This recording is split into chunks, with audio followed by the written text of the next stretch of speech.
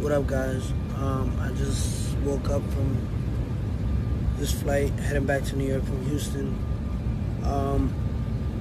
It's kind of a fucking headache right now. I left my Jigsaw chain, my saw chain in the Uber, and I just realized right now that I left it in the back seat. Now, if anyone finds it, can you please contact Tribe Drew or William Asher? It's just that chain means so much to me. I guess I wasn't paying mind to it, but if it lands in the wrong hands, you already know what type of shit's gonna go on. Oh my god, this guy is fucking crazy.